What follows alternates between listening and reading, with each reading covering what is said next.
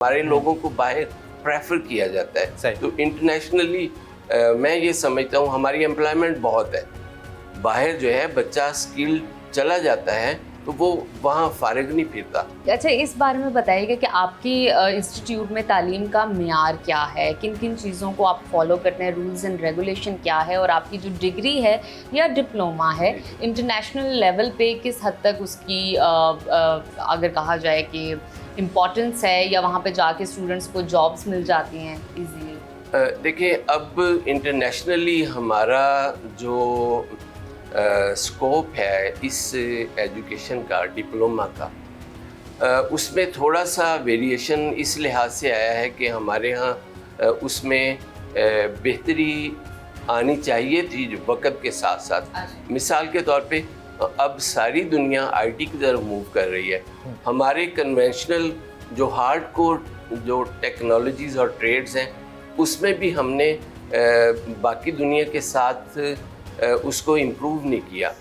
इस वजह से कुछ हमारे फील्ड्स ऐसे हैं जो बाहर की दुनिया में इतने अप्रिशिएट नहीं किए जाते, लेकिन जो स्किल हमारे नौजवान के पास है, जो हमारे टेक्निकल हैंड लोगों के पास है, वो स्किल बाहर मैच नहीं करती। हमारे लोगों को बाहर प्रेफर किया जाता है। तो इंटरनेशनली मैं ये समझता हूँ हमारी एम्प्लॉयमेंट बहुत है। बाहर जो है बच्चा स्किल चला जाता है तो वो वहाँ फारिग नहीं फिरता, और अच्छे रेमोरेशंस के साथ कम्पिटिटिव आप कह लें कि उसको लेवल पे। सर, इस तरह के डिप्लोमास के बाद आपको लगता है क्या नौजवानों में इतनी स्किल आ जाती है कि वो जॉब के काबिल हो जाएं, या कोई भी इंडस्ट्री कॉर्पोरेट सेक्टर से उन्हें जॉब ऑफर कर सकती है? हाँ जी, इसमें ना एक ट्रेंड है जो हमारे लोकल है। सही। वो ट्रेंड क्या है कि हमारी लोकल इंडस्ट्री कोशिश ये करती है कि हमें सस्ती लेबर मिले।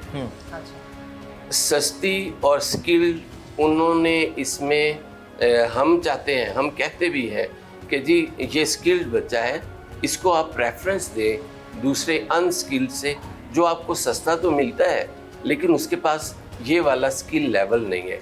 उसको आप अगर साल 6 महीने लगा के अपनी फैक्ट्री में अपनी जगह पे उसको ट्रेन करते भी हैं, फिर भी उसके पास वो वाला स्किल नहीं है जो हमने उसको प्रोफेशनली यहाँ पे दिया हुआ है। तो इस वजह से जो मेरा इसके बारे में पॉइंट ऑफ व्यू है कि हमारा बच्चा अनएम्प्लॉयड नहीं रह सकता और ना ही रहता है। लोग सेल्फ एम्प्लॉयमेंट की तरफ भी जा रहे हैं, यहाँ से स्किल सीखते हैं, अपना कुछ छोटा मोटा कारोबार कर लेते हैं और उससे अनएम्प्लॉयमेंट और उसमें बहुत हमें फ़ायदा मिलता है। बिल्कुल ठीक। अच्छा सर, इस हवाले से बताइएगा, जब भी कोई स्टूडेंट यहाँ आता है इस इंस्टीट्यूट में, क्या बच्चों का रुझान देखते हैं, किस स्किल की तरफ ज़्यादा होते हैं, क्या ज़्यादा सीखना चाहते हैं, किस में ज़्यादा एडमिशन लेना चाहते हैं?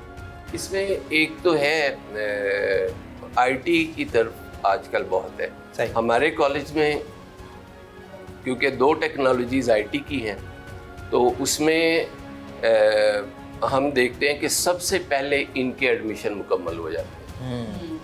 अच्छा, उसके बाद अब हमने थोड़ा सा ट्रेंड चेंज किया है कि हम कहते हैं कि जी इन टेक्नोलॉजीज़ में भी आईटी के सब्जेक्ट्स हैं। एक दूसरा हम कहते हैं कि जी इसकी एम्प्लॉयमेंट बहुत अच्छी है, और वो वाकई है भी। हमारा for example printing and graphic arts से कोई बच्चा अनएम्प्लॉयड नहीं रहता। सही। और अब इसमें एक हायर एजुकेशन के लिए भी हमारे पंजाब तेंजन यूनिवर्सिटी पीटीयूटी है, टैप्टा के उससे टैप्टा और चाइना के कोलैबोरेशन से बनी है। उसमें कोशिश कर रहे हैं कि इसका बीएस भी उसमें इंट्रोड्यूस करवा दिया जाए। तो उससे ये होगा कि ये बच्चा यहाँ से डीएई करेगा और वहाँ से बीएस करेगा, और वो बड़ा अच्छा जो है एम्प्लॉयमेंट का लेवल उसका बड़ा अच्छा मैनेजरियल लेवल पे चला जाएगा वो। तो ये चीज़ें इसमें हम कोशिश करें कि ये ट्रेंड चेंज करके थोड़ा सा इसमें इम्प्रूवमेंट आए और प्रोग्रेस हो, एडवांसमेंट।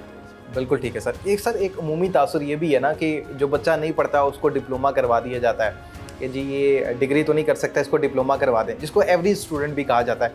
क्या वाकई डिप्लोमा करने वाले स्टूडेंट्स एवरेज होते हैं, या वो अपनी मर्जी से डिप्लोमा करते हैं?